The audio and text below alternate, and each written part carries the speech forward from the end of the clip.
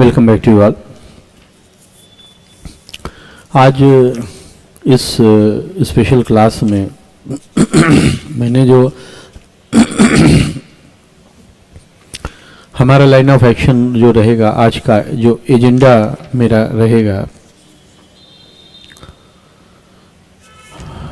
वो एक तो ये है कि जम्मू कश्मीर के संबंध में जो सुप्रीम कोर्ट का जजमेंट है उसको समअप करना आपके सामने, और दो सीआरपीसी के जजमेंट हैं, एक बेल से रिलेटेड है, उसको आपके सामने डिस्कस करना, खास बात बनाना, और कुछ कोटेशंस हैं supreme court, honourable supreme court जजेस के, वो आपके सामने रखना। तो सबसे पहले जम्मू कश्मीर वर्डिक्ट से शुरू करते हैं। हम जैसा कि हम सब लोग जानते हैं कि ऑनरेबल सुप्रीम कोर्ट ने अभी जजमेंट सुनाया है आर्टिकल 370 को रिवोक करने का जो नोटिफिकेशन था उसके संबंध में, और 5 सितंबर को ये रिजर्व कर लिया गया था जजमेंट, और फिर उसे अभी दिसंबर में घोषित किया गया। उसी निर्णय के संबंध में मेरी आपसे चर्चा की, ये दूसरा भाग है। पहले भाग में हमने सामान्य तौर पर एक बेसिक ऐतिहासिक परिप्रेक्ष्य उसका देखा था। उसके बाद हमने आर्टिकल 370 के संबंध में कुछ बातें देखी, और फिर उस जजमेंट की एक क्रोनोलॉजी हमने पढ़ी थी, क्या है कैसे क्या है। तो उसी के संबंध में आज उसका दूसरा भाग चलते हैं। मुख्य रूप से इस भाग में दो बातें मैं डिस्कस करना चाहता हूँ। एक बात तो ये है कि उस जजमेंट की खास बात क्या है और वो जजमेंट हमसे क्या कहता है, और दूसरी बात यह है कि अब आगे का क्या राह है उसमें, या आगे का क्या समस्याएं हैं उसमें, क्या बात है उसमें। इसके पहले कि हम लोग जाएं उस क्रम में, तो मैं आपसे उसका कुछ ब्रीफ वो करना चाहता हूँ आपसे, कुछ ब्रीफ आपसे मैं हिस्ट्री डिस्कस करना चाहता हूँ, जो कि ज़रूरी होगी हमारे इस समझ के संदर्भ में। संविधान अगर आपके पास है तो आप संविधान के भाग 21 को अगर देखें तो उसमें कुछ स्पेशल, टेम्पोररी और ट्रांजिशनल उपबंध किए गए हैं, और उसी क्रम में आप अनुच्छेद 370 जो कि डिबेटेबल टॉपिक है आज का, वो भी दिया गया है। सबसे पहली जो बात है वो ये है कि जो अनुच्छेद 370 है वो जम्मू कश्मीर के संबंध में जो स्पेशल स्टेटस देता है, ये स्पेशल स्टेटस जो है सिर्फ जम्मू कश्मीर को इस चैप्टर में नहीं मिला है, बल्कि अगर आप देखें तो 371 में, 371A में, फिर B में, इसी तरीके से कई राज्यों के संबंध में ये स्पेशल स्टेटस मिले हैं। आसाम है, मणिपुर है, तेलंगाना है, कुछ टॉपिक्स में। तो इसका मतलब ये है कि हमारे संविधान का जो भाग 21 है, वो जो स्पेशल स्टेटस जिसकी हम बात करते हैं जम्मू कश्मीर के संबंध में, वो सिर्फ जम्मू कश्मीर के संबंध में नहीं है, कई अन्य राज्यों के संबंध में भी है। एक बात ये हो गई। तो ये भ्रांति एक तो दूर किया जाना चाहिए कि सिर्फ जम्मू कश्मीर को स्पेशल स्टेटस है, अन्य राज्यों को भी है। कुछ मामलों में आप आसानी से उसको पढ़ सकते हैं। दूसरी बात यह है कि जम्मू कश्मीर के संबंध में ये सबसे ज़्यादा चर्चा में इसलिए रहती है क्योंकि जम्मू कश्मीर के संबंध में ये अलग संविधान बनाने का उसे एक अधिकार प्रदान करती है। इसका मतलब यह है कि मैं आपको यह बताने का प्रयास कर रहा हूं कि आखिर जम्मू कश्मीर के बारे में इतनी बात चर्चा में क्यों रहती है जबकि अन्य राज्यों को है। तो जम्मू कश्मीर के संबंध में ये इसलिए बहुत सिग्निफिकेंट हो जाती है क्योंकि इसका इस क्षेत्र को अपना संविधान बनाने की और उसे लागू करने की क्षमता थी। इसीलिए आपने देखा था कि जितनी भी लगभग विधियां हम पढ़ते थे या पढ़ते हैं उसमें लिखा रहता था कि इस अधिनियम का प्रवर्तन जम्मू कश्मीर को छोड़ करके बाकी सारी जगह होगा। अब इसी क्रम में मेरे पास, अगर आपके पास शायद पुराना वाला नहीं होगा, 2019 के पहले वाले की अनुच्छेद 370 की मैं बात कर रहा हूं, मैं आपको बताऊंगा उसे। अभी इसी क्रम में थोड़ा सा हिस्ट्री में चले जाते हैं, आखिर ऐसा हुआ क्यों, क्या ऐसा खास था। तो स्वतंत्रता के मिलने के बाद जो जम्मू कश्मीर का विलय होना था, अन्य राज्यों की तरह जम्मू कश्मीर के जो तत्कालीन महाराज थे, महाराज हरि सिंह, वो भारत से विलय का पत्र उन्होंने नहीं दिया था। यानी वो अपना ऑटोनॉमी चाहते थे, स्वायत्तता चाहते थे। उसका एक कारण ये भी था कि जम्मू कश्मीर में जो जम्मू और कश्मीर रीजन था और लद्दाख रीजन था, इसमें हिंदुओं की जो मेजॉरिटी पॉपुलेशन थी वो ज़्यादा थी और मुस्लिम्स की थी। तो वो ये चाहते थे कि मैं इंडिपेंडेंट स्टेट की तरह व्यवहार करूं, और यही कारण था कि भारत से के संबंध में कोई समझौता पत्र उन्होंने साइन नहीं किया था।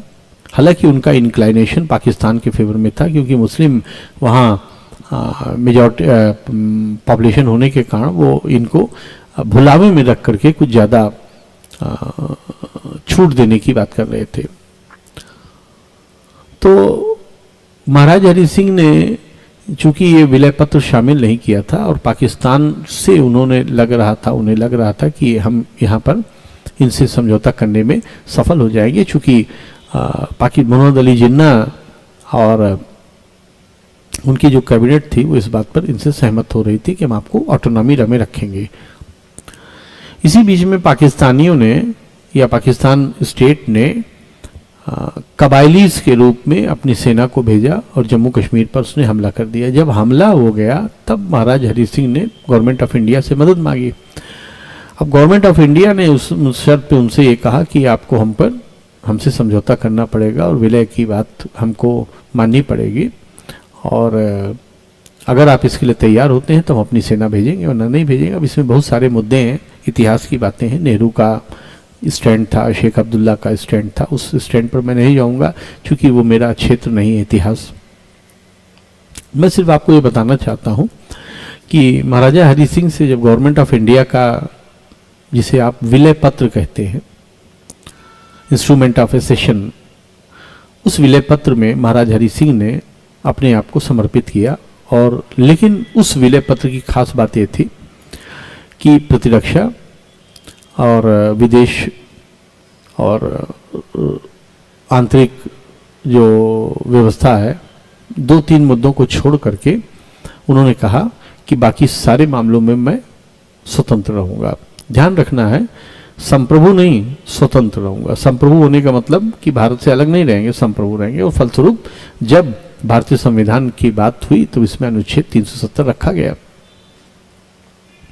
अब देखिए, मैं आपको अनुच्छेद 370 पढ़ के बता रहा हूं और ये आपको बताने का प्रयास कर रहा हूं कि जो अनुच्छेद 370 का वर्तमान स्वरूप था, यानी 2019 के पहले, वो इसलिए था क्योंकि जो विलय पत्र था महाराज हरि सिंह के साथ, कश्मीर के जो तत्कालीन महाराज थे, वो उसी के आधार पर इस अनुच्छेद को लेजिस्लेट किया गया था। अब ये अनुच्छेद क्या कहता है? जम्मू कश्मीर राज्य के बारे में अस्थायी उपबंध शुरू हो रही है अनुच्छेद। इस संविधान में किसी बात के होते हुए अनुच्छेद 238 के उपबंध जम्मू कश्मीर के संबंध में लागू नहीं होंगे उक्त राज्य के लिए विधि बनाने की शक्ति, संसद की जो शक्ति होगी वो उसी विधि तक सीमित होगी जिसमें लिखा है, देखिए, संघ सूची, समवर्ती सूची के उन विषयों तक सीमित होगी जिनको राष्ट्रपति उस राज्य की सरकार से परामर्श करके उन विषयों को तत्स्थानीय विषय घोषित कर दें जो कि भारत डोमिनियन में उस राज्य के अधिमिलन को शासित करने वाले अधिमिलन पत्र में ऐसे विषयों के रूप में विनिर्दिष्ट है और विधि बना सकता है। तो ये कह रहा था, और इसके अलावा फिर उन विषयों तक सीमित होगा जिसे राष्ट्रपति उस राज्य की सरकार से इस तरीके से उपबद्ध करे। और ये जो 370 का पहला खंड था, 1B आप इसे कह सकते हैं, ये यही कहता था जो मैंने अभी आपसे कहा कि संसद को सिर्फ उन्हीं विषयों के संबंध में विधि बनाने की शक्ति होगी जो कि उस अधिमिलन पत्र में लिखा गया होगा। तो एक तो ये खास बात है।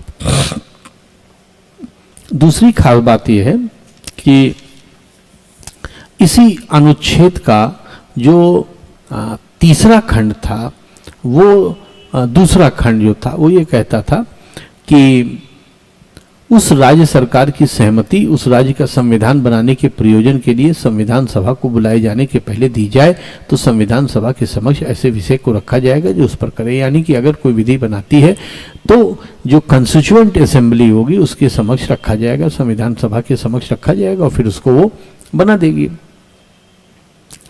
तो इसका मतलब है कि 370 जो है जम्मू कश्मीर को अपने संविधान सभा को बनाने की और उसे लागू करने की बात कहती थी, जो कि अल्टीमेटली बाद में बना और लागू हुआ। 1956-57 के लगभग वो लागू हो गया।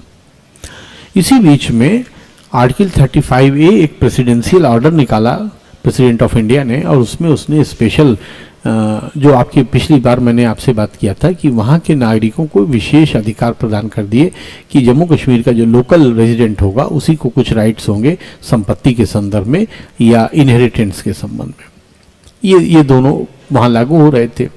तो अब इससे प्रभाव ये पड़ा कि जम्मू कश्मीर के एडमिनिस्ट्रेशन में कुछ प्रतिरक्षा और विदेश इत्यादि विषयों को छोड़ करके बाकी लोकल एडमिनिस्ट्रेशन यहाँ से गवर्न नहीं होता था। विधानसभा बनी, वो सारी बातें लागू हुई। अब जो जम्मू का ये स्टेटस था, तो इस स्टेटस को भाजपा जो वर्तमान रूलिंग पार्टी है इस समय, जो वर्तमान में जिसकी सरकार है,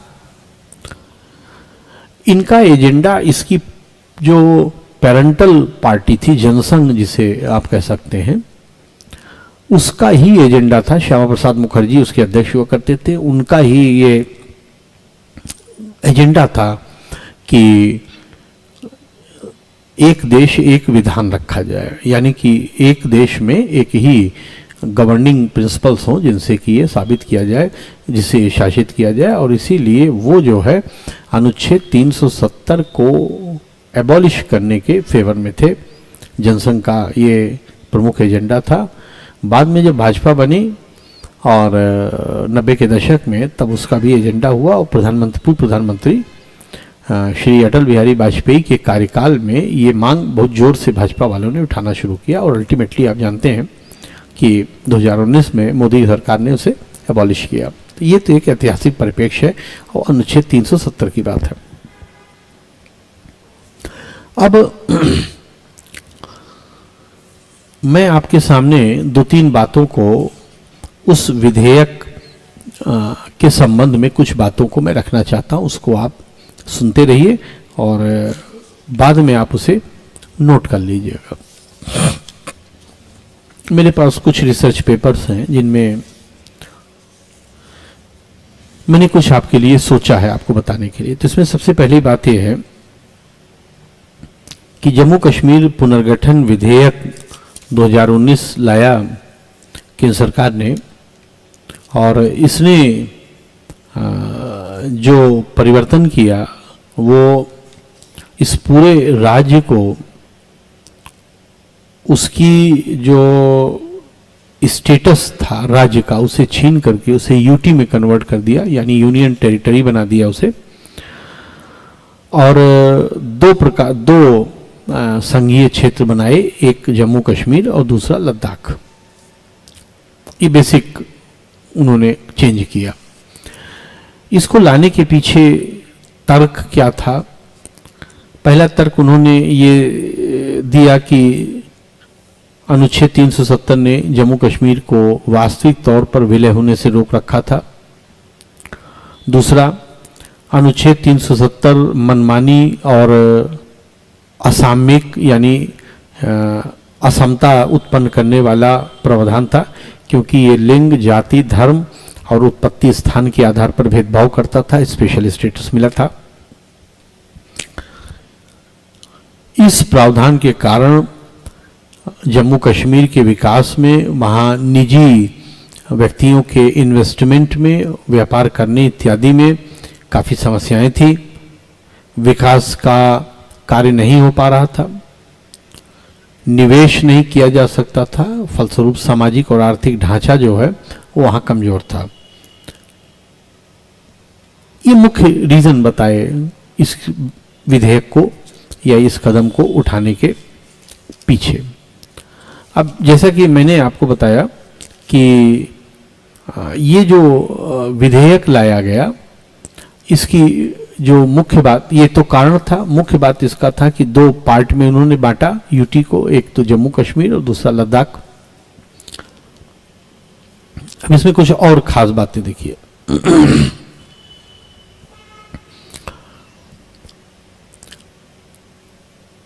संविधान के अनुच्छेद 239 यानी 239 के प्रदत्त शक्तियों के आधार पर राष्ट्रपति को ये शक्ति होगी कि वो जम्मू कश्मीर और लद्दाख में डिप्टी गवर्नर की नियुक्ति करें, लेफ्टिनेंट गवर्नर जिसको कहा जाएगा। दूसरी बात है, लद्दाख में विधानसभा नहीं होगी, जम्मू कश्मीर में विधानसभा होगी। और लद्दाख में एक एडवाइजरी काउंसिल बनाई जाएगी जो कि लेफ्टिनेंट गवर्नर को एडवाइस करेगी। इसके अलावा विधि व्यवस्था और पुलिस को छोड़कर राज्य सूची में जितने भी विषय हैं, जम्मू कश्मीर का जो विधानसभा है उस पूरे टेरिटरी के लिए या उसके किसी भाग के लिए कानून बना सकेगी। चीफ मिनिस्टर का यह काम होगा कि वो मंत्रिमंडल द्वारा प्रशासन के जितने भी निर्णय लिए जाएं और उनको कानून बनाने के लिए प्रेषित किया जाए, डिप्टी लेफ्टिनेंट गवर्नर को बताएगा और जितनी भी सूचनाएं होंगी वो सब उन्हें उपलब्ध कराएगा। इसके अलावा सेक्शन 95 रेड विद शेड्यूल 5 के अनुसार जितने भी लगभग केंद्रीय मुख्य विधियां हैं, CPC, CrPC, evidence act, SRA limitation, वो सब वहां पर लागू कर दी गई हैं। उसके अलावा पुलिस और जो विधि व्यवस्था है वो सेंटर के हाथ में रहेगी।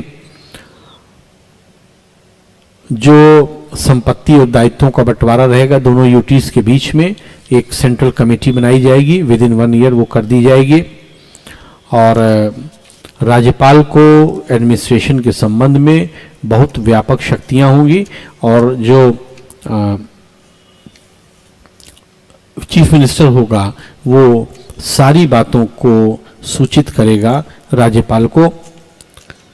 उपराज्यपाल जो है ऑल इंडिया सर्विसेज की और करप्शन के प्रोहिबिट करने के संबंधित मामलों में अपने विवेक के अनुसार कार्य करेगा।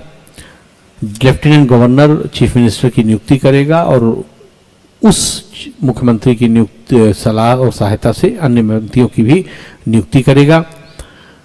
उपराज्यपाल को यह शक्ति होगी कि वो उसी प्रकार से अध्यादेश प्रख्यापित कर सकता है जिस प्रकार से उस राज्य के विधेयन का इंटिटी जैसा करता है।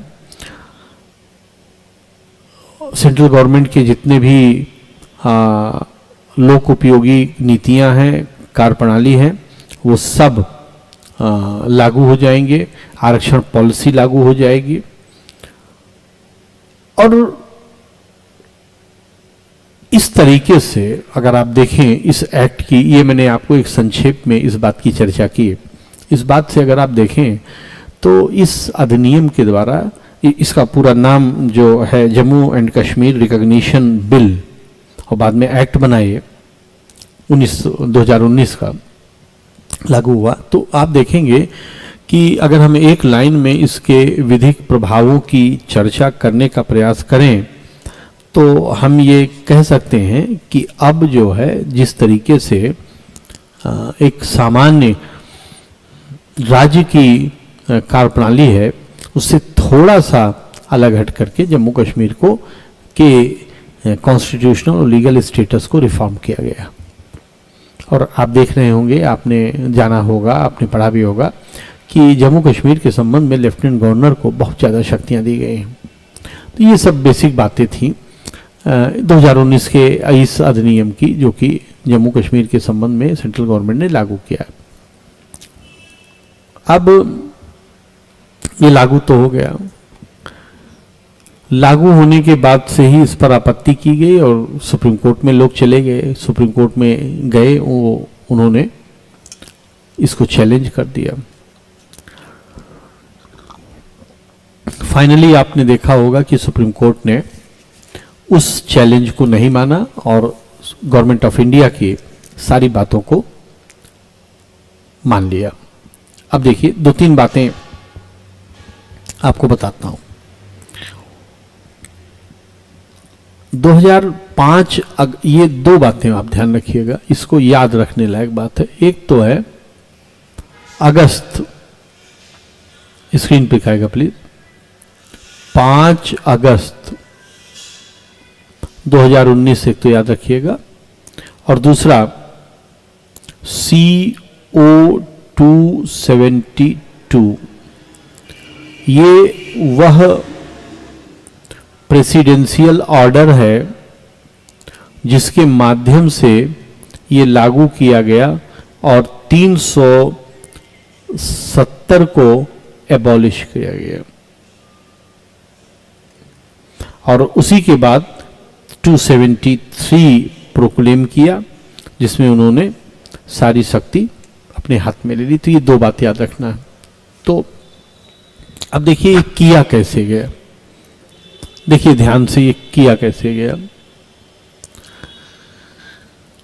जम्मू कश्मीर में विधानसभा में चीफ मिनिस्टर ने इस्तीफा दे दिया था और तत्कालीन चीफ मिनिस्टर ने अगस्त में,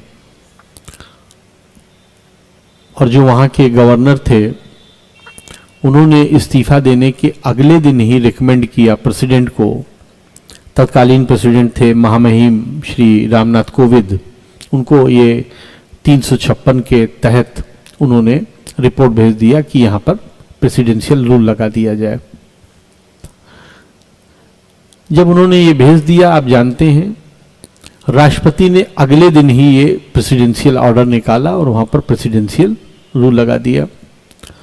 जब राष्ट्रपति शासन जम्मू कश्मीर में लग गया तो उसका 2 प्रभाव होता है। आप जानते हैं कि विधानसभा सस्पेंडेड एनिमेशन में चली जाती है और सारा पावर एक्सरसाइज करता है प्रेसिडेंट।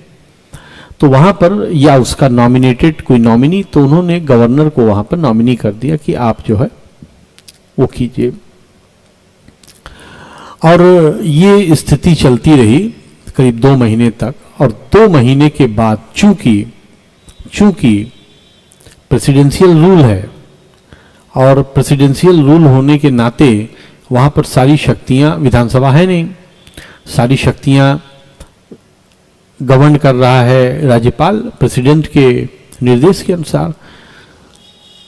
तो अनुच्छेद 370 के 3रे खंड में ये लिखा गया है कि आप कोई भी प्रेसिडेंशियल आर्डर से कार्य कर सकते हैं, अनुषांगिक विधियां बना सकते हैं, लेकिन आपको विधानसभा की अनुमति लेनी होगी। अब भाजपा गवर्नमेंट का खेल ये था कि इन्होंने सबसे पहले वहां राष्ट्रपति शासन लगाया, तो विधानसभा तो सस्पेंड हो गई, विधानसभा तो अब है नहीं। चूंकि विधानसभा है नहीं तो गवर्नर पूछेगा किससे, वो किसी से पूछेगा है नहीं। इन्होंने क्या किया कि उसको रिवोक किया, यानी उसका पूरा स्टेटस खत्म किया, 370 को एबॉलिश किया। और चूंकि 370 में ये लिखा था कि आप विधानसभा से पूछेंगे, विधानसभा वहां है नहीं, तो विधानसभा के जगह पर कौन है उससे पूछेंगे, और वो जगह पर थे राज्यपाल। राज्यपाल को प्रेसिडेंट एडवाइस कर रहे थे, उनको मानना ही है। प्रेसिडेंट को सेंट्रल गवर्नमेंट एडवाइस कर रही थी। इसका मतलब कि नाक घुमा करके दूसरी तरफ से मोदी गवर्नमेंट ने पकड़ लिया और अपनी ही बात को प्रेसिडेंट के द्वारा राज्यपाल से कहलवा करके वहां इंपोज करा दिया। ये काम किया भाजपा गवर्नमेंट ने। अब वो वहां पर लागू हो गया, प्रेसिडेंट रूल चल ही रहा था, सारी शक्ति केंद्र के हाथ में थी। उन्होंने उसको एबॉलिश किया, नया एक्ट लागू कराया और तत्काल प्रभाव से 2 एडमिनिस्ट्रेशन में बांट दिया, जम्मू कश्मीर और लद्दाख। वहां पर लेफ्टिनेंट, यहां पर थे ही, वहां पर लेफ्टिनेंट गवर्नर की नियुक्ति कर दिया, तब तक उनको चार्ज दिया नया, और सारा केंद्र अपने हाथ में लेकर के अभी भी स्टेटस यही है, उसी तरीके से वहां पर चल रहा था। ये हुआ वहां पर एक्चुअली। अब ये हो गया, ये होने के बाद जो है कार्य करना शुरू कर दिया भाजपा ने। मैंने आपको बताया अभी भी कि क्यों लाया गया ये एक्ट, ये उसके पीछे की फिलॉसफी क्या थी, ये उनका कहना ये। अब जो मुख्य बात ये है, इस वर्डिक्ट की जो मुख्य बात है, अब ये चैलेंज हुआ। तो जब ये चैलेंज हुआ तो 2 मुख्य दिक्कतें थी, यानी जिसने चैलेंज किया उसके अनुसार 2 आधार पर प्रेसिडेंट का ये किया जाना असंवैधानिक था। पहली बात, पहला जो आधार था उन्होंने लिया, वो ये लिया कि अनुच्छेद 370 को कभी खत्म नहीं किया जा सकता। ये विलय पत्र इसी बात को लेकर के विलय की ये बेसिक शर्त थी। तो जो आपने खत्म किया है वो गलत किया है। इसी में उन्होंने दूसरी बात ये कही कि आपने जो राष्ट्रपति शासन लगाया और राष्ट्रपति शासन लगा करके विधानसभा को सस्पेंड किया और बाद में आपने उसे भंग कर दिया, ये असंवैधानिक था। ये आपको करने का कोई अधिकार नहीं था। तो इसका मतलब सीधे तौर पर वो ये कह रहे थे कि जो प्रेसिडेंशियल ऑर्डर इशू किया गया था प्रेसिडेंट के द्वारा, ये उनको करने का कोई कॉन्स्टिट्यूशनल और लीगल राइट नहीं था। ये मुख्य मुद्दा था। दूसरा मुख्य मुद्दा उन्होंने ये कहा कि प्रेसिडेंट का ये ऑर्डर और ये एक्ट दोनों आर्टिकल 3 का उल्लंघन करते हैं। आप जानते हैं आर्टिकल 3 राज्यों के सीमाओं और नामों को परिवर्तन करने की शक्ति से संबंधित है। यानी कि भारतवर्ष में कोई राज्य अगर है तो उसका क्षेत्रफल घटा सकती है, बढ़ा सकती है, नाम बदल, जैसे उत्तर प्रदेश का नाम कुछ और उत्तम प्रदेश कर दे, महाराष्ट्र का नाम मुंबई कर दे, ये सेंट्रल गवर्नमेंट कर सकती है, उसके पावर में। दूसरा कंटेंशन पिटिशनर्स का ये था कि जब आप अनुच्छेद 3 के तहत कोई शक्ति का प्रयोग करते हैं तो वहां विधानसभा की सहमति से करते हैं, और ये सहमति आपने लिया नहीं, इसलिए आपने जो यूटी में बांटा, यानी उसका स्टेटस, स्टेटहुड का स्टेटस जो आपने खत्म करके उसे कन्वर्ट किया यूनियन टेरिटरी में, ये आपने गलत किया, ये आपको करने का कोई अधिकार नहीं था। ये 2 मुख्य मुद्दे थे जिस पर ये पिटीशन फाइल की गई और जिस पर ये केस लड़ा गया। आप जानते हैं रिजर्व किया सितंबर में, फर्स्ट वीक में सुप्रीम कोर्ट ने, और फाइनली दिसंबर में ये वर्डिक्ट आया। उसी वर्डिक्ट के संदर्भ में हम बात कर रहे हैं। अब अगली बात, सुप्रीम कोर्ट क्या कह रहा है इंटरप्रिटेशन के साथ संक्षेप में। सुप्रीम कोर्ट ये कह रहा है कि अनुच्छेद 370 जो है ये अस्थायी उपबंध था, टेम्पोररी प्रोविजन था। यानी कि इसके मार्जिनल नोट में ही लिखा था कि ये अस्थायी उपबंध है। इसका मतलब है कि ये कभी भी समाप्त किए जाने की क्षमता अपने आप में रखता था, और इसको समाप्त किया जाना सेंट्रल गवर्नमेंट के डिस्क्रिशन पर था, क्योंकि ये खुद ही अस्थायी था। एक बात ये। दूसरी बात यह है कि जब जम्मू कश्मीर विलय पत्र दाखिल हुआ भारत में, सरेंडर किया महाराजा हरि सिंह ने, तो उन्होंने कॉन्स्टिट्यूशन में अपनी संप्रभुता को सरेंडर कर दिया। यानी एक देश में दो संप्रभु राज्य नहीं हो सकते हैं, दो संप्रभुता नहीं हो सकती है। तो इसलिए ये कहना कि भारत डोमिनियन का या भारत रिपब्लिकन सेटअप का पार्ट बनने के बाद भी जम्मू कश्मीर ऑटोनॉमस था, ये गलत है। वो संप्रभु नहीं था, वो कुछ मामले में विधि बनाने की शक्ति उसे विशेष परिस्थितियों में दी गई थी, लेकिन वो संप्रभु नहीं था। इसी में supreme court justice Chandrachud, chief justice Chandrachud, honourable chief justice Chandrachud का स्टेटमेंट है कि एक देश में दो संविधान नहीं हो सकते। इसी कंटेक्स्ट में उन्होंने कहा। तीसरी बात उन्होंने ये कहा कि जम्मू कश्मीर के संबंध में जो राष्ट्रपति शासन लगाया जाना है वो पूर्ण रूप से संवैधानिक है।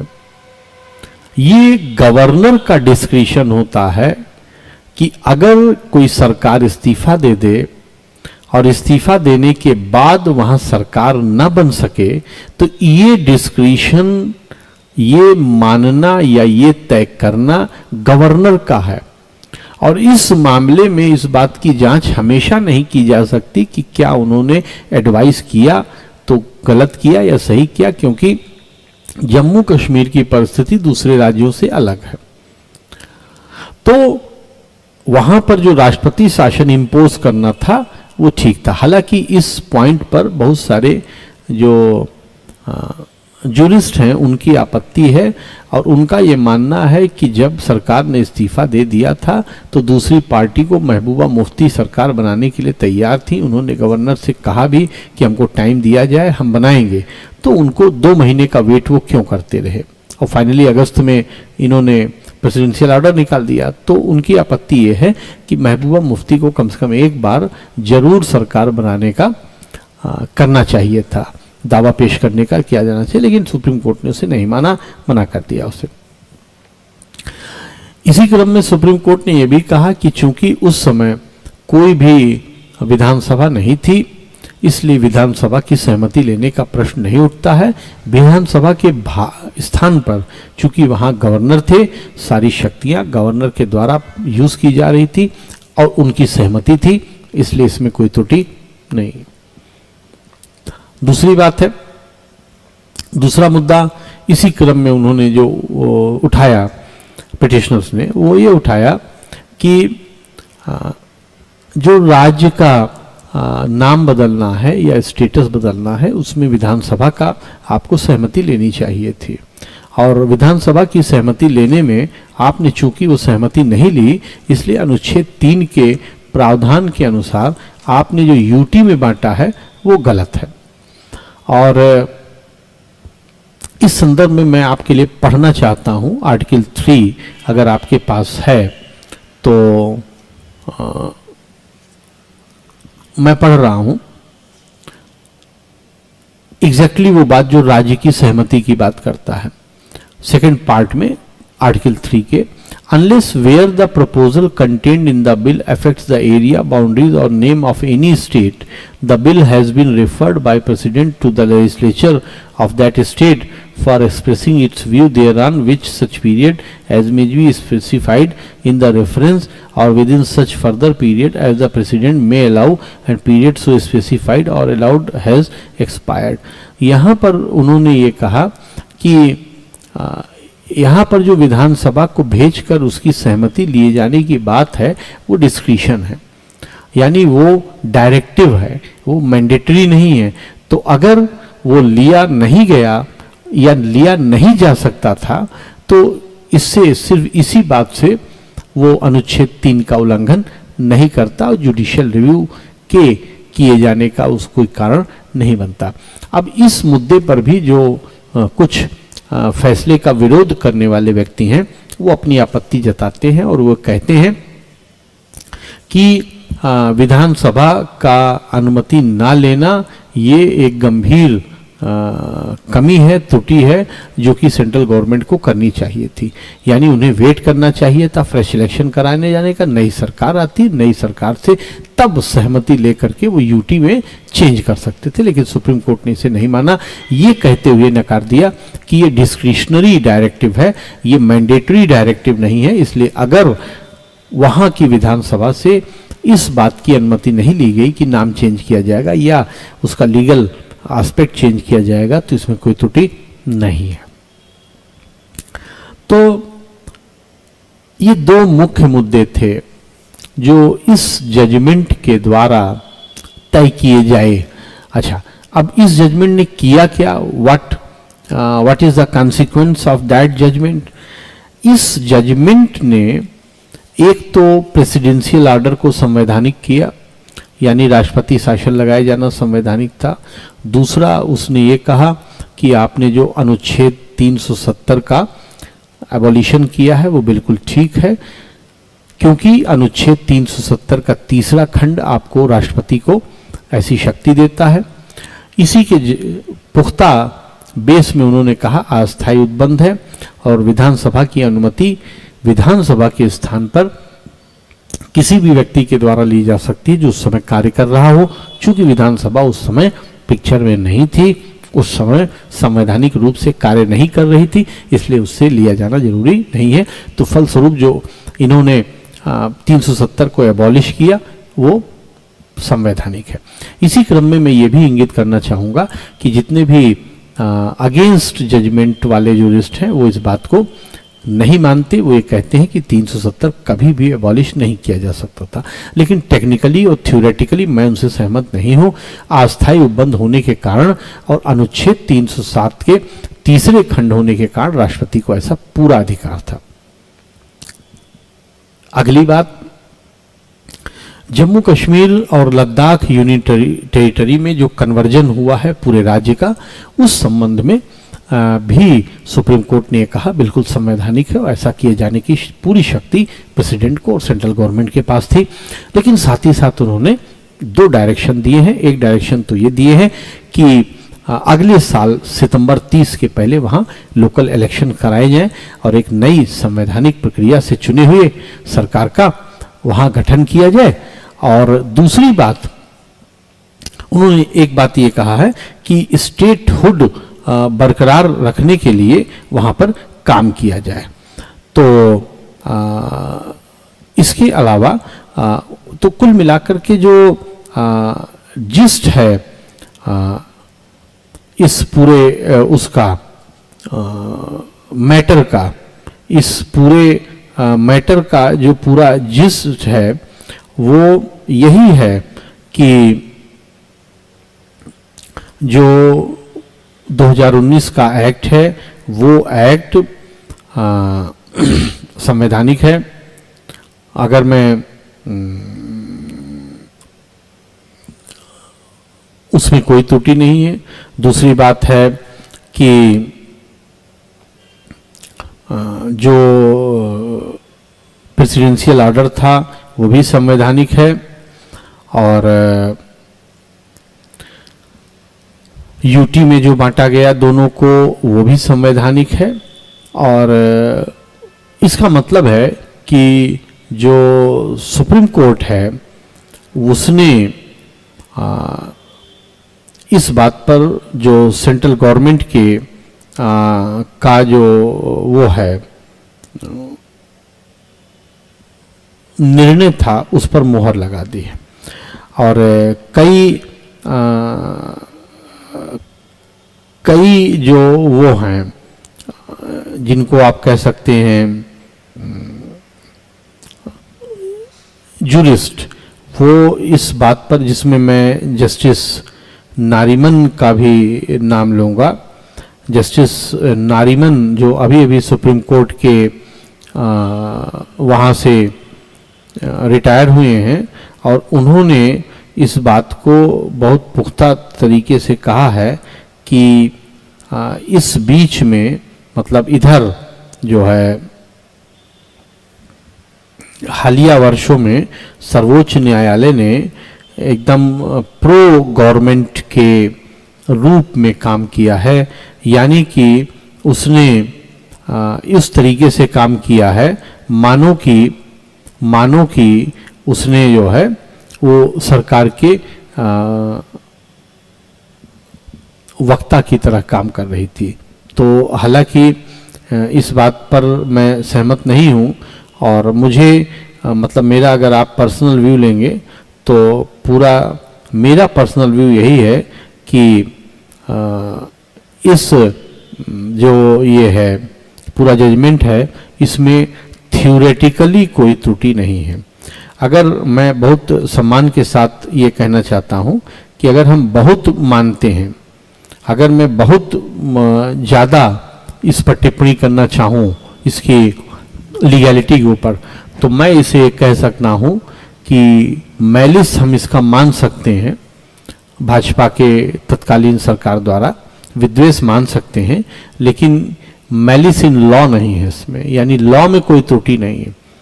गवर्नर ने जो किया संवैधानिक दायरे में रहकर किया, प्रेसिडेंट ने जो किया संवैधानिक दायरे में रहकर किया,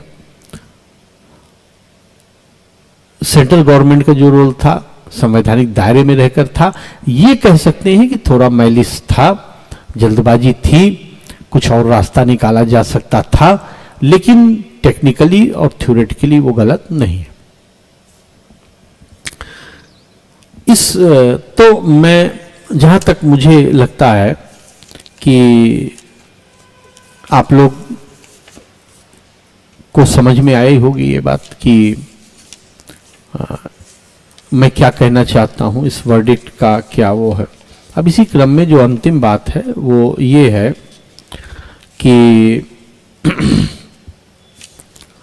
राज्यसभा में जम्मू दो उसी क्रम में वर्तमान मतलब ये सबसे लेटेस्ट डेवलपमेंट है जम्मू कश्मीर के संबंध में, दो विधेयक जो है वो जो है पास किए गए हैं राज्यसभा के द्वारा, और मैं आपको जो है बताता हूं उसका वो नाम। एक है Jammu and Kashmir recognition bracket में अमेंडमेंट बिल 2023, और दूसरा है Jammu and Kashmir reservation amendment bill 2023। तो ये दोनों बिल इसलिए पेश किए गए हैं क्योंकि दो कश्मीरी माइग्रेंट कम्युनिटी को और पाकिस्तान ऑक्युपाइड कश्मीर से एक उनके रिप्रेजेंटेटिव को इसमें ऐड करने की बात की गई है। अब इसी क्रम में ये बात भी महत्वपूर्ण है कि ये बिल जो है ये सीटों को बढ़ाने पर भी बात करता है। पहले इसमें जो है करीब 90 सीट हुआ करती थी जम्मू कश्मीर विधानसभा में, लेकिन अब 114 सीट का बढ़ाया गया है, उन्होंने बढ़ाया है, और इसमें 24 सीट जो हैं वो कंसिडरेशन में नहीं ली गई हैं क्योंकि ये पाक ऑक्युपाइड कश्मीर के लिए रखी गई हैं आज भी जम्मू कश्मीर विधानसभा में। तो बहुत सारे लोग हैं उनका ये आपत्ति है कि कश्मीरी पंडित्स और जो मुस्लिम मेजॉरिटी वैली का कंपोजिशन है वो चेंज हो सकता है, और इसीलिए जो है इसे जो है नहीं किया जाना चाहिए। इसी के साथ उनका ये भी वो है आपत्ति है कि जब आक्साई चिन जो कि चाइना ने कश्मीर रीजन के किसी भाग को कब्जा किया है तो उसके लिए तो आपने नहीं रखा है विधानसभा में, तो इनके लिए यहाँ पर क्यों रखा है। तो वो ये कह रहे हैं, उनका मानना ये है कि मुस्लिम कम्युनिटी जो है वहाँ पर उसको बढ़ावा देने के लिए ये बात किया गया है। इसी क्रम में ये जो कम्युनिटी है उसमें एक और समस्या ये है, वो ये कह रहे हैं कि कश्मीरी जो हैं वो 56% 2011 के सेंसस से हैं, और इसमें जो मुस्लिम कम्युनिटी है उसमें कश्मीरी पंडित के अलावा जो मुस्लिम लोग हैं वो पहाड़िया कम्युनिटी है जो कि ओबीसी में गिनी जाती है। तो अगर हम उसका जीडी शर्मा कमीशन जो मार्च 2020 में बनाया गया था, उसके रिकमेंडेशन के आधार पर ये सारी बातें की गई हैं। और इन लोगों को जो रिजर्वेशन देने की बात है वो शेड्यूल ट्राइब, शेड्यूल कास्ट और सोशल कास्ट कैटेगरी एक बैकवर्ड क्लास में बनाई गई है, उसमें इन लोगों को रखा गया है। तो इन लोगों को कोटा भी दिया गया है और बहुत सारी बातें इसी क्रम में है। तो कहने का मतलब सिर्फ ये है कि ये एक लेटेस्ट वहाँ पर चेंज है जहाँ पर उनके रिकॉग्निशन के संबंध में जो सीटों को बढ़ाया गया है, और दूसरी बात है उनके रिजर्वेशन और नॉमिनेटेड मेंबर्स की वहाँ पर बात की गई है। तो हालांकि प्रेसिडेंट के एसेंट के लिए इसे भेजा गया है और अभी ये कार्यरूप होने में टाइम लगेगा, लेकिन ये एक लेटेस्ट डेवलपमेंट है। तो ये कुल मिलाकर के ये इस संबंध में बात है। अब जो है मैं दो आप लोगों को वो जजमेंट बताना चाहता हूं।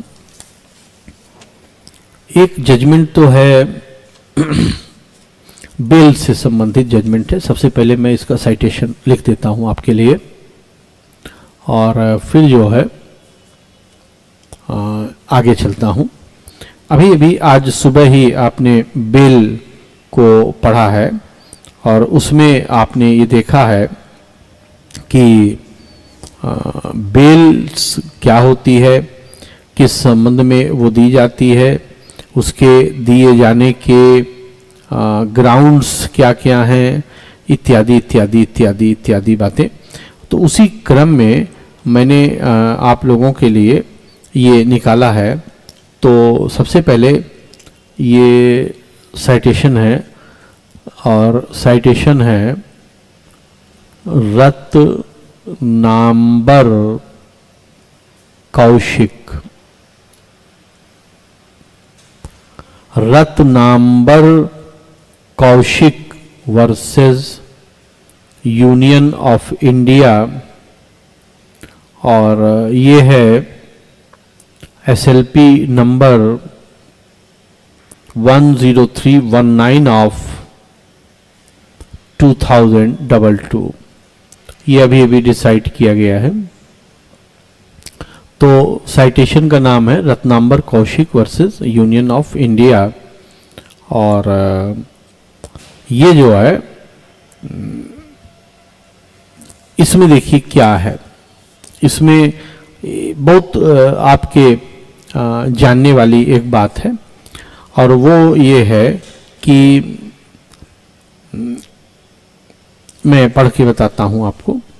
देखिए क्या है ये जो पूरा जजमेंट है, ये इसलिए इम्पोर्टेंट हो जाता है। इसमें सुप्रीम कोर्ट ने ये डिसाइड किया कि जो है कोई व्यक्ति अगर अभिरक्षा में है और वह उस व्यक्ति को क्या बेल पर छोड़ा जा सकता है या नहीं छोड़ा जा सकता है, इसके लिए क्या परिस्थितियां होंगी। तो जैसा कि हम लोगों ने अभी भी देखा था कि ये जो वो है बेल पर छोड़े जाने की जो परिस्थितियां हैं, वो हमने देखा था कि 41(1)(b) में लिखा गया है, टेम्परिंग ना करे, इत्यादि इत्यादि इत्यादि ना करे। तो ये जो केस है रत्नांबर मिश्रा वाला केस है, इसमें क्या हुआ कि ये जो पिटिशनर थे ये अनमैन्युफैक्चर्ड टोबैको, यानी जो गुटखा आप जानते हैं खाते हैं लोग, उसके ये व्यापारी थे, और उस गुटखा को के संबंध में इनका ट्रक पकड़ा गया। तो जब इनका ट्रक पकड़ा गया, सीज कर दिया गया, और वो ट्रक जो है सीज होने के बाद इनको कस्टडी में ले लिया गया, और कस्टडी में लेने के बाद वो बहुत बड़े अमाउंट का मतलब 7 ट्रक करीब पकड़ा गया था, और प्रोसिक्यूशन का एलिगेशन ये था कि अभी 200-250 ट्रक और आएगा। तो ये ऐसा जो टोबैको उसमें लदा था, तो तंबाकू की पत्तियां होती हैं रॉ, वो गुजरात से आई थी, दिल्ली में आनी थी, उनको पकड़ा गया था उनको। एलिगेशन ये था कि इन्होंने जो टैक्स है उसके चोरी के लिए इसे चुपके से वहां से भेजा है, यानी टैक्स चोरी का आरोप था। जब ये अभिरक्षा में थे, इनका बेल इन्होंने मांगा और उस बेल को डिनाई कर दिया गया। सुप्रीम कोर्ट ने क्या कहा, मैं आपको इंग्लिश में पहले पढ़ के और फिर बाद में उसकी हिंदी वर्जन को आपको बताता हूं। देखिए क्या कहा। In considering the application for bail, it is noted that the petitioner was arrested on 21/7/2022 and while in custody, the investigation has been completed and charge sheet has been filed. यानी supreme court ने कहा कि ये बात उल्लेखनीय है कि ये 21 जुलाई 2022 को अरेस्ट हुए और तब से ये अभिरक्षा में है और chargesheet in the mean time file हो गई। तो चार्जशीट फाइल होने का मतलब आप जानते हैं 173(2) का रिपोर्ट फाइल हो गया।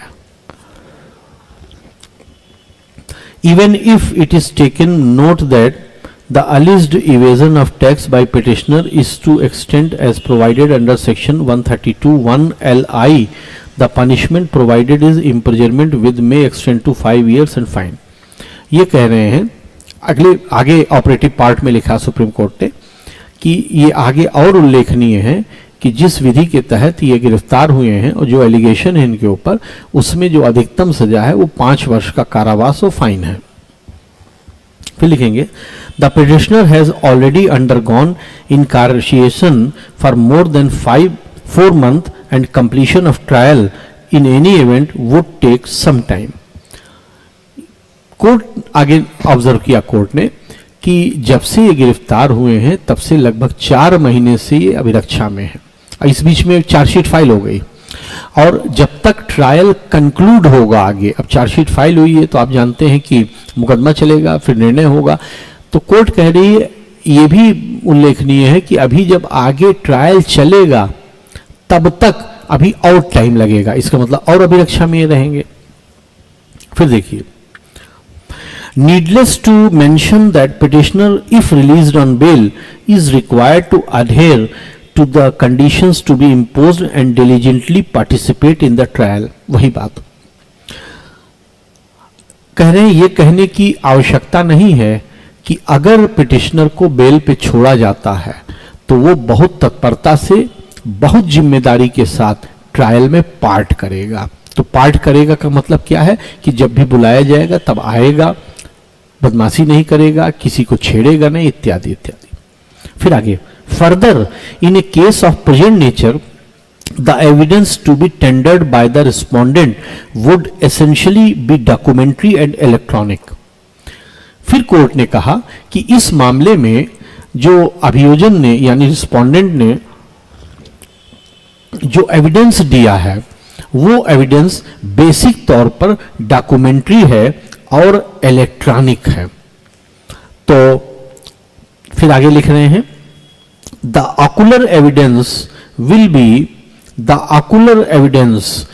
B through official witnesses due to which there can be no appreciation of tampering, intimidating और इन्फ्लुएंसिंग। कह रहे हैं कि जो सबसे मुख्य साक्ष्य है वो ऑफिशियल विटनेसेस हैं। ऑफिशियल विटनेसेस का मतलब है जो सरकारी अधिकारी हैं, सरकारी पद पर हैं, शासकीय गवाह हैं, तो उनके प्रभावित किए जाने की, उनके टेम्पर किए जाने की या उनको किसी तरीके से प्रलोभन किए जाने की कोई आशंका नहीं है। Therefore, keeping all these aspects in perspective in the fact and circumstances of the present case, we find it proper to grant the prayer made by the petitioner। इसका मतलब है, वो कह रहे हैं कि इस सारी परिस्थिति के आलोक में हम ये उचित समझते हैं कि पिटिशनर यानी एप्लीकेंट यानी कौशिक ने जो प्रेयर की है वो मान लिया जाए। फिर देखिए ऑर्डर क्या कह रहे हैं। Hence, it is directed that petitioner be released on bail subject to condition to be imposed by the trial court. देखिए ध्यान से, बेल दे रही है सुप्रीम कोर्ट, लेकिन कंडीशन इंपोज्ड किसकी करा रही है? ट्रायल कोर्ट की। वही जो आपको आज 437(3) में जहां ट्रायल चल रहा है वहां पर, which among other shall also include the condition to direct the petitioner to deposit his passport. Further, such other conditions shall also be imposed by trial court to secure the presence of the petitioner to diligently participate in the trial. It is further directed that petitioner be produced before trial court forthwith to ensure compliance of this order. देखिए क्या कहा उन्होंने कि इनको छोड़ा जाए, condition लगावें, वो कंडीशन पूरा करें। एक कंडीशन मैं अपनी तरफ से लगा रहा हूं, पासपोर्ट अपना जमा करें, जो मैंने आपको सवेरे बताया था। उसके अलावा उन्होंने कहा कि इसके अलावा कोई और कंडीशन भी लगा सकती है ट्रायल कोर्ट, और इनको प्रोड्यूस किया जाए कंडीशन लगाने के लिए इस ऑर्डर के कंप्लायंस में। तो इस ऑर्डर के कंप्लायंस का मतलब क्या है कि अगर इनको बेल चाहिए तो ये वहां जाएं और वहां पर अपनी बात को कहें। तो ये केस मैंने सिर्फ आपको इसलिए आपके लिए आज मैं लेकर के आया हूं कि आपको जिससे ये पता लग जाए कि हमने जो पढ़ा है वो वास्तविक रूप में कैसे किया जाता है। और देख लीजिए, हमने आज सुबह जितनी भी चीजें पढ़ी हैं, चाहे शर्त के बारे में, चाहे बेल के बारे में, चाहे प्रोड्यूस करने के बारे में, सुप्रीम कोर्ट कंफर्म कर रहा है। अभी 15-20 दिन पहले का जजमेंट है ये। समझ गए बात आप पूरी? अच्छा, हेमंत ने पूछा है कि इसका नाम क्या है जो जम्मू कश्मीर वर्डिक्ट का है। देखिए बताता हूं। अच्छा आपने पूछ लिया, देखिए मैं मिस कर गया था इसको। ये इसका नाम कुछ नहीं है, रेफरेंस था ये। तो इसको देखिए आप इस तरह से लिख लीजिए। ये जो रेफरेंस, ये प्रेफरेंस में ये बात आई है, तो आप इसको लिखेंगे, देखिए इन री, यानी in reference of article 370 Bharat का संविधान, और इसको आप लिखेंगे रिट पिटीशन नंबर ब्रैकेट में सिविल, ये है 1099 ऑफ 2019, ये है। इसको लिख लीजिए। तो एक तो ये जज था बेल के ऊपर, इसको याद रखिएगा, अभी अभी रिसेंट है। एक मैंने आपके लिए एक और जजमेंट देखा है, खोजा है। ये आप लोग मुझसे कई बार पूछते हैं, इसलिए मैं आपको बताना भी चाहता हूं और इसको नोट भी कराना चाहता हूं। देखिए पहले इसका दूसरा जजमेंट है, इसका साइटेशन लिखिए।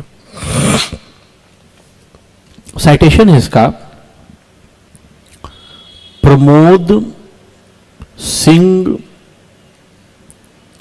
किरवर, किरवर भी लिख सकते हैं, किरवार भी लिख सकते हैं, जो भी आपको ठीक लगे, वर्सेस मध्य प्रदेश राज्य एवं अन्य, और इसका है सिविल अपील नंबर है ये 8934 और 35 ऑफ 2022। ये एमपी स्टेट का एक मामला है। और ये क्यों महत्वपूर्ण है, देखिए अभी आपको मैं बताता हूं। Pramod Singh Kirwar versus State of MP and others. देखिए ये क्यों, अच्छा एक चीज मैं देखिए भूल गया था, जरा आप नोट कर लीजिए आप लोग, चूंकि हम लोगों के पास पूरी साइटेशन है तो मैं आपको नोट करा देता हूं। इसके पहले जो आप साइटेशन आपने लिखा है कौशिक वाला, इसमें देखिए क्या है, एएस बोपन्ना ये जजेस हैं जे, और हिमा कोहली इनकी बेंच है। ये एएस बोपन्ना, और वो 5 जजेस बेंच थी, मैंने पहले ही आपको लिखवा दिया है, जम्मू कश्मीर वाला। उसके अलावा ये जो वर्तमान में अब हम लिख रहे हैं किरवार वाला, देखिए इसका जो बेंच है वो जस्टिस एमआर शाह और सीटी रवि कुमार, ये 2 ऑनरेबल जस्टिसेस हैं, इनका बेंच है।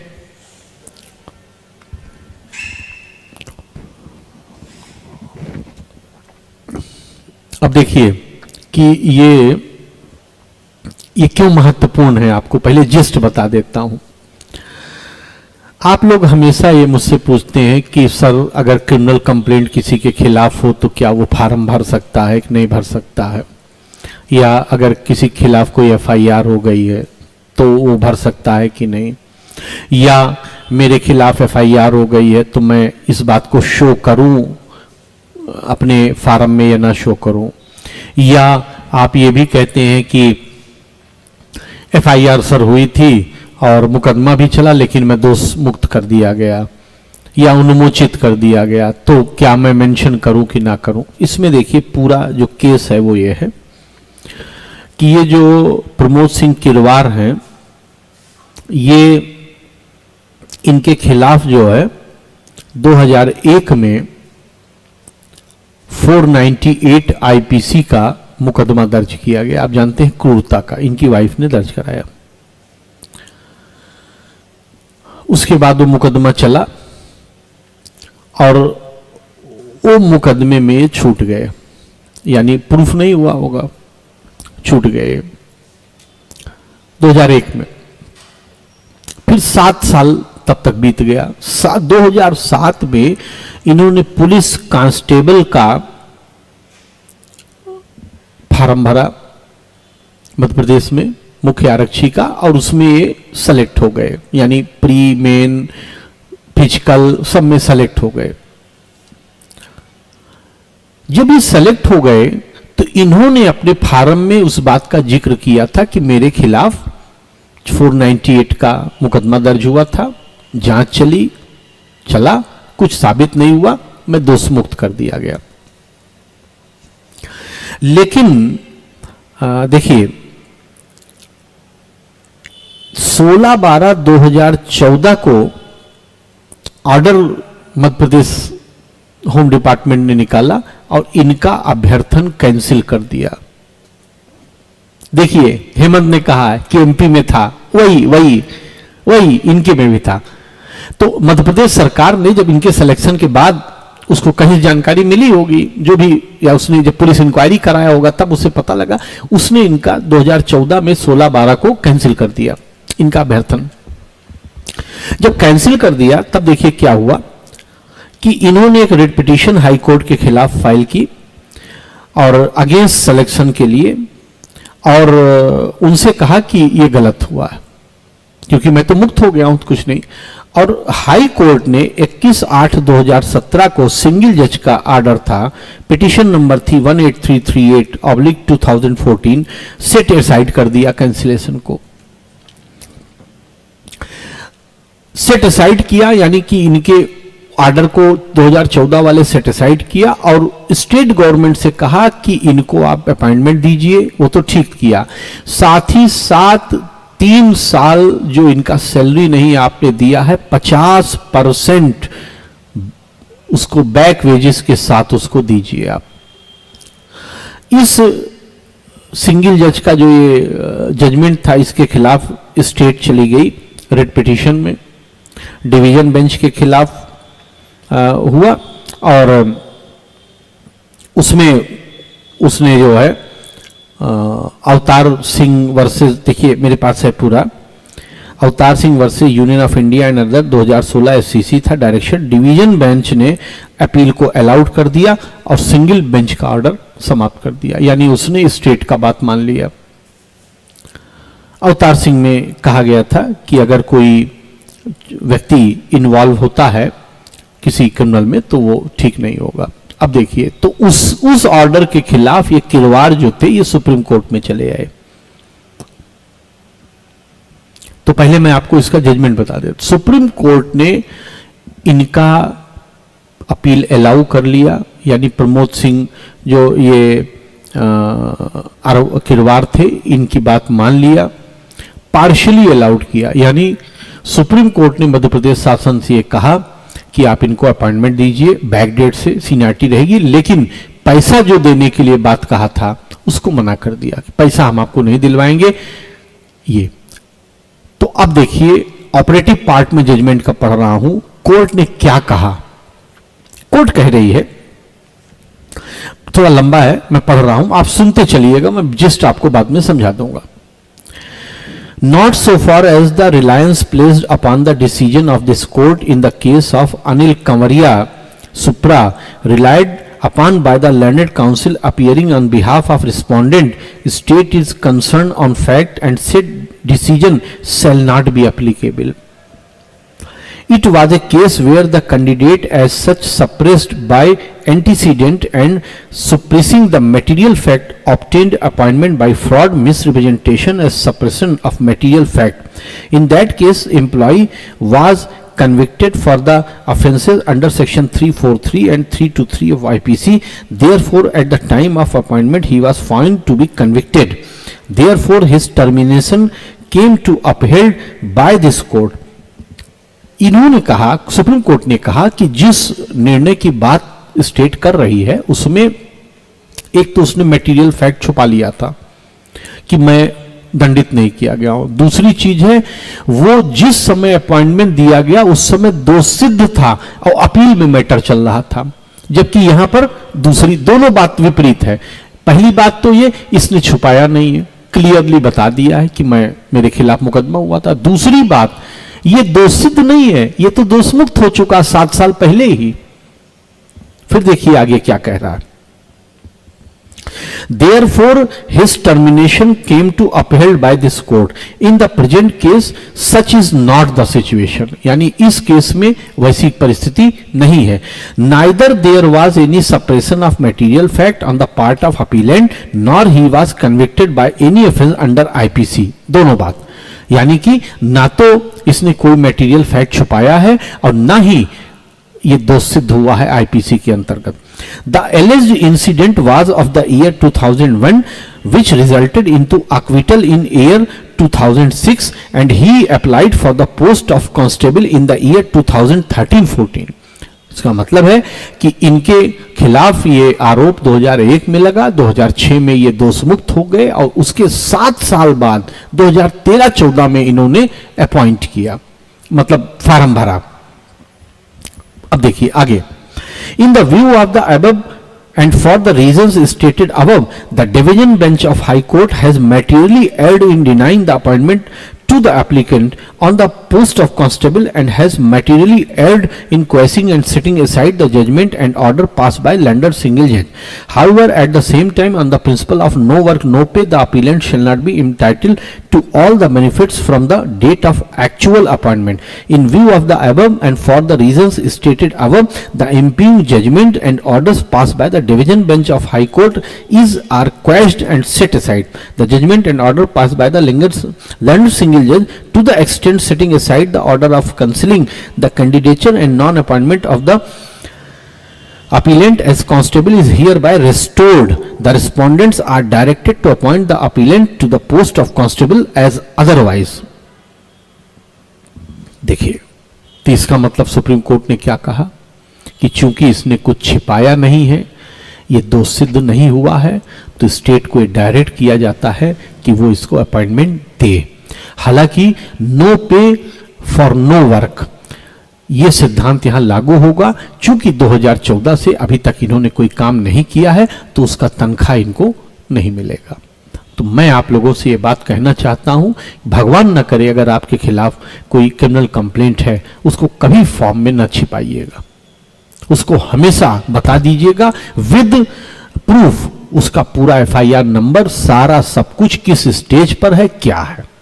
वो पहला ग्राउंड आपके कैंडिडेचर का बन जाता है, ये समझ लीजिएगा। पूजा ने देखिए एक बात कही, सर अगर कोई 498 में सहायता है, रिवीजन पेंडिंग है, तब क्यों प्रमोशन ले सकते हैं। फिर से वही बात, यही बात अप्लाई होगी। प्रमोशन में कोई रोक नहीं, जब अपॉइंटमेंट है, हाँ डिपार्टमेंटल प्रोसीडिंग्स अगर पेंडिंग होती है प्रमोशन विडहेल्ड कर दिया जाता, रोक दिया जाता, subject to further decision of that authority. वो उनका अपना डिस्क्रिप्शन है। लेकिन यहां बात दूसरी है।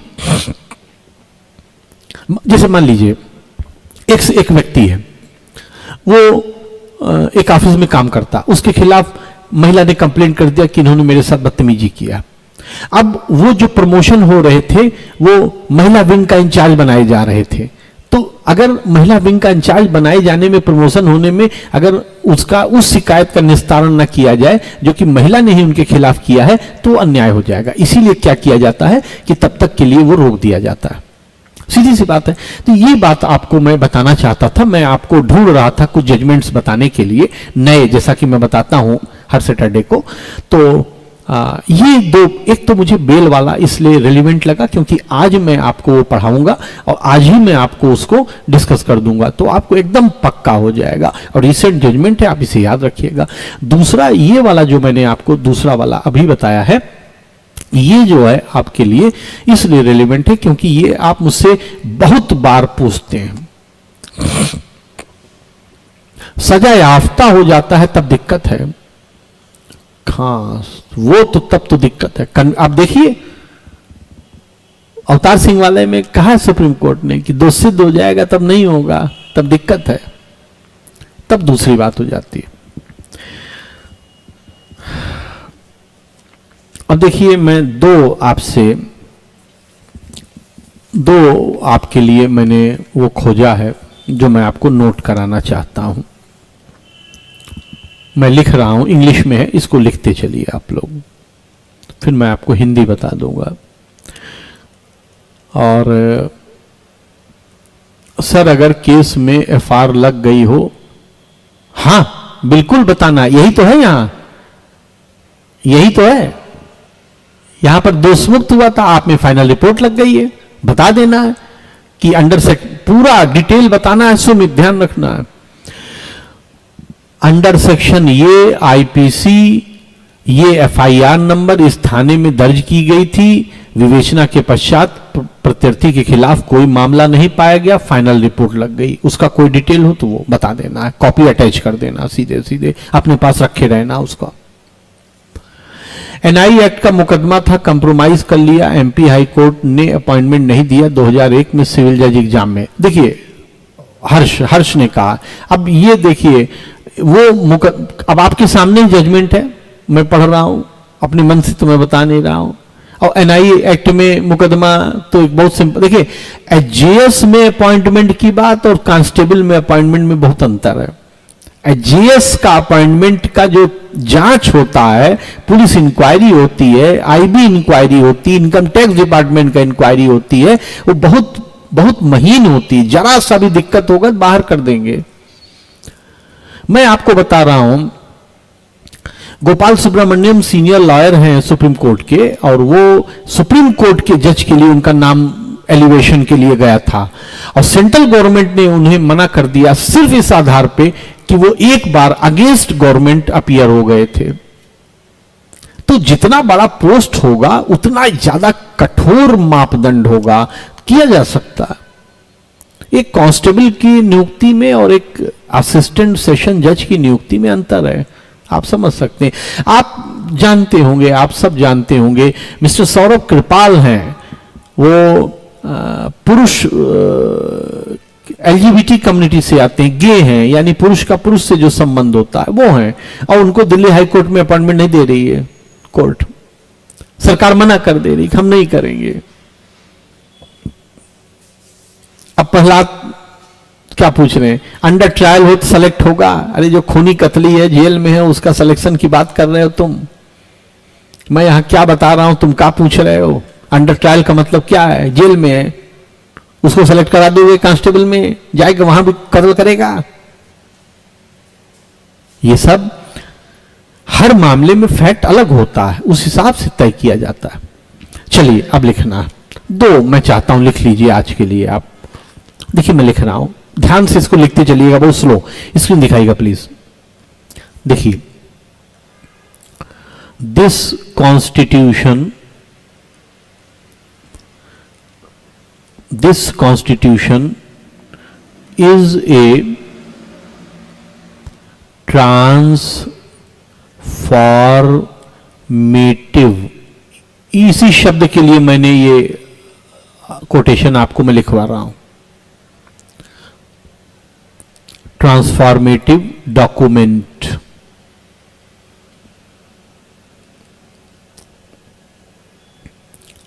The realization of its transformative potential rests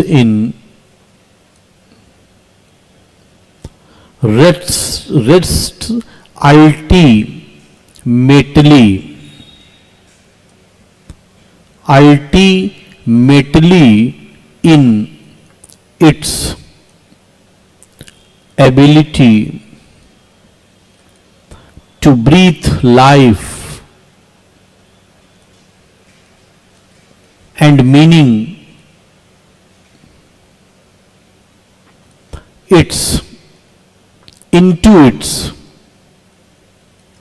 into its abstract concepts. Full stop. For above all, the Constitution was intended, the Constitution was intended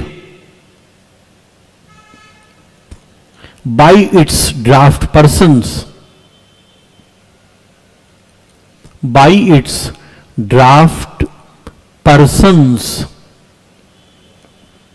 to be a significant instrument of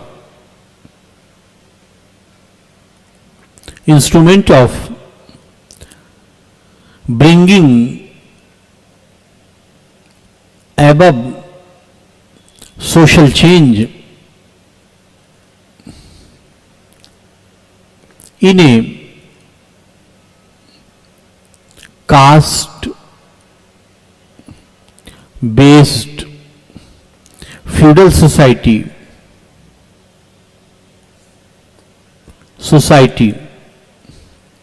witnessed by centuries of oppression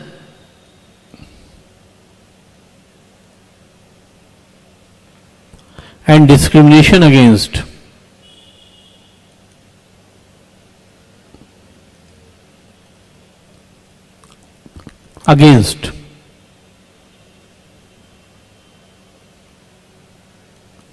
marginalized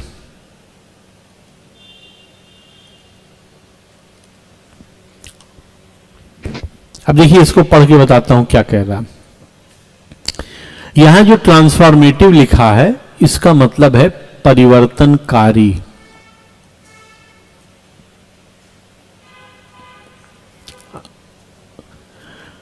this constitution is a transformative document, यानी कि यह संविधान एक परिवर्तनकारी दस्तावेज है।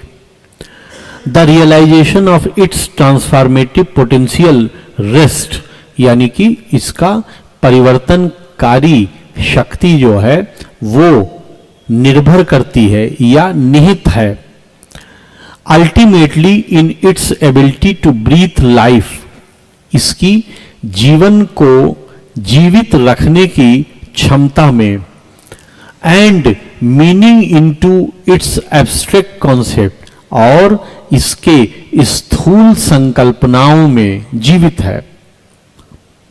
For above all, यानी इन सब के होते हुए, the constitution was intended bye it's draft person, यानी कि इन सब के होते हुए कॉन्स्टिट्यूशन का आशय इसके बनाने वालों के द्वारा बनाया गया to be a significant instrument of bringing एक महत्वपूर्ण दस्तावेज लाने में, bringing about social change in a caste based feudal society, जातिवादी व्यवस्था जो कि एक जमींदारी सेटअप में थी, उसमें जिसने witnessed by centuries of operation and discrimination against marginalised. यानी कि इस पूरा आपने कोटेशन लिखा, उसका मतलब यह है कि संविधान एक परिवर्तनकारी दस्तावेज है। इसका जो परिवर्तनकारिता है की शक्ति है, वो ड्राफ्ट मेकर्स ने इसके स्थूल कंसेप्ट में रखा है। क्यों? जिससे शताब्दियों से जिन लोगों को शोषित किया गया या जिन्हें दरकिनार किया गया, उनके जीवन में परिवर्तन को लाने के लिए। तो ये कोटेशन बहुत अच्छा है।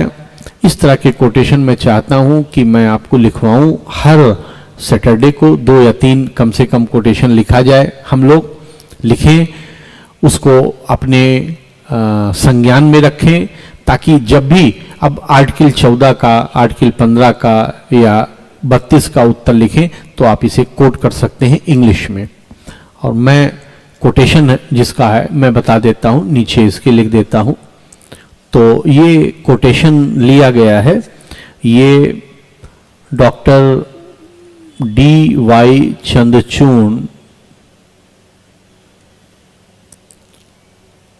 इनका है, यानी करंट में ये CJI हैं, आप जानते हैं। और मामला है ये B.K. Pavitra versus Union of India, Bharat संघ है। और सिविल अपील नंबर है ये 2368 ऑफ 2011। तब चीफ जस्टिस नहीं थे, तो B.K. Pavitra versus Union of India में है। और इसी तरीके का जस्टिस चंद्रचूड़ का एक और कोटेशन है, सेम इसी फिलॉसफी को लेते हुए किसी और मामले में, वो मैं आपको लिखवा देता हूं। वो देखिए, the constitution is marked by A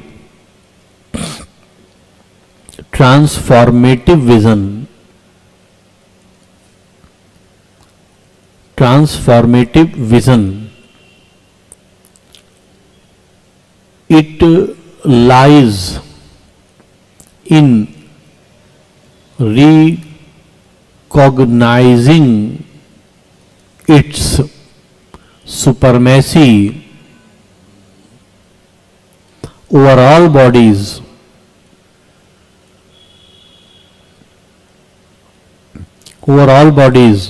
of law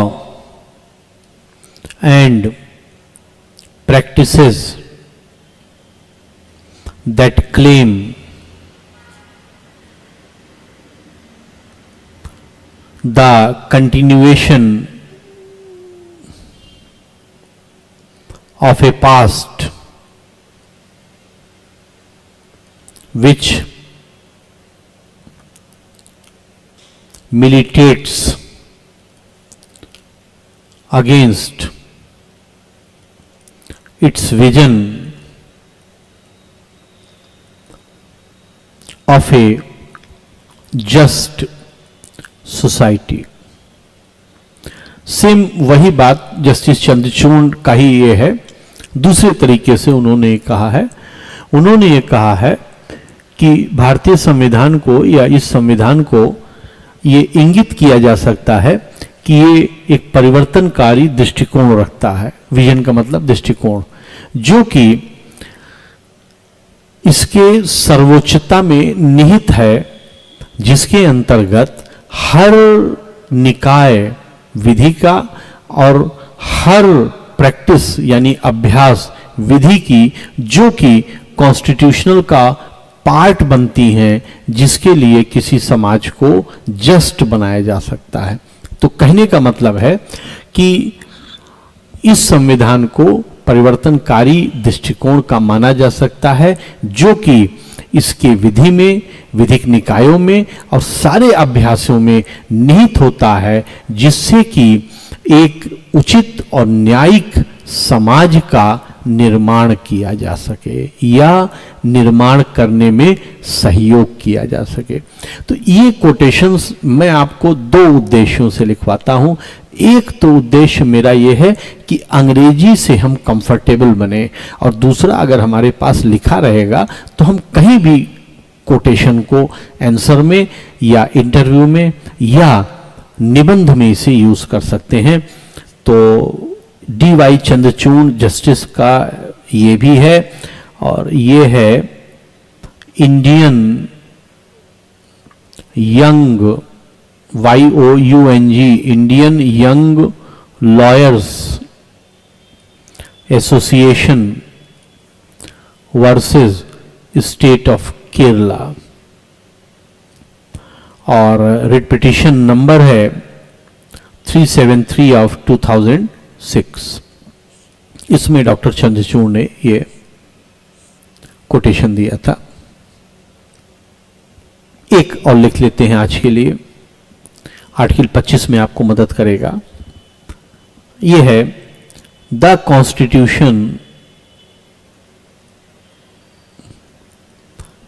constitution is meant as much for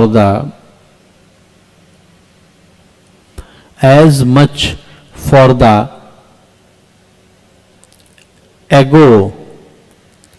agonistic या agnostic as it is for worshipper। फिर लिखा है it values and protects the consciences of a atheist. देखिए कितनी बढ़िया बात कही है, देखिए ध्यान से। This constitution is meant as much for the agnostic। Agnostic ऐसे व्यक्ति को कहते हैं जो यह मानता है कि ईश्वर की खोज करना असंभव है, यानी ये नहीं मानता कि ईश्वर है या नहीं है, या ईश्वर नहीं है, ये मानता है कि ईश्वर क्या है, कौन है या नहीं है, हम इस बात की ही खोज नहीं कर सकते। तो उसको हिंदी में अज्ञेय कहते हैं, और इंग्लिश में उसको कहते हैं एग्नोस्टिक। दूसरी बात, फॉर वर्शिपर, इसको कहते हैं आस्तिक, यानी कि ऐसा व्यक्ति जो ईश्वर में विश्वास रखता है। और तीसरा कह रहे हैं एज फॉर द एथेइस्ट, इसे कहते हैं नास्तिक, यानी कि ऐसा व्यक्ति जो ईश्वर में विश्वास नहीं रखता। तो ये जो कोटेशन है ये भी डॉक्टर चंद्रचूड़ का है, और उसी मामले में जो इसके ऊपर आपने लिखा है। डॉक्टर चंद्रचूड़ ये कह रहे हैं कि ये संविधान अज्ञेय को भी महत्व देता है, उसी के साथ साथ आस्तिक को भी महत्व देता है, और उसी के साथ साथ उन व्यक्तियों के भी अंतःकरण या सोच को महत्व देता है जो नास्तिक है, एथेइस्ट है। ये अनुच्छेद 25 में हम बहुत आसानी से यूज कर सकते हैं। धर्मनिरपेक्षता वाला अगर आपसे पूछा जाए तो ये कोटेशन डॉक्टर चंद्रचूड़ का आप यूज कर सकते हैं। ये 3 कोटेशन नोट कर लीजिए आज के लिए। चांदनी 2 लाइन कहाँ का बोल दें हम, 2 लाइन, इसीलिए इतना मैं स्लो बोलता हूं तभी आप लोग लिख नहीं पाते हैं। समस्या यही है। ये वाला, ये देखिए आपके सामने, ये देखिए लास्ट में ले आया मैं। जो दूसरा कोटेशन था वो यही है, और दूसरा कोटेशन ये है, the constitution is marked by transformative vision, it lies in recognizing its supremacy over all bodies of law and practices that claim the constitution, that claim the continuation of a past which militates against its vision of a just society। ये जो है continuation है, यानी निरंतरता, ये मिलिटेट्स है, और ये विजन है, ये सोसाइटी। तो इसको 3 को ध्यान रखना है। और अब आज यही समाप्त करते हैं, और कल परसों आपकी छुट्टी है, तो उसका सदुपयोग कीजिएगा। और जो भी आपको पढ़ने का आपको डायरेक्शन दिया गया है उसको पढ़िएगा। मंडे को जब हम मिलेंगे तब हम पहले सत्र में सुसंगत तथ्य, विवादक तथ्य और दस्तावेज, उन सब का बात करेंगे। और उसी के क्रम में जब दस्तावेज की हम बात करेंगे तब हम मौखिक और दस्तावेजी साक्ष्य के साबित करने से संबंधित जो नियम है 60 से लेकर के 65 की भी बात करेंगे। तो उस समय आप इसको पढ़ के आइएगा। और बाकी क्रिसमस के लिए छुट्टी है, तो क्रिसमस की आप सबको शुभकामनाएं हैं ढेर सारी, और आप सबकी मनोकामना पूर्ण करे भगवान। आप समाप्त करता हूं। Wish you all very good luck, good night, please take care, all the best.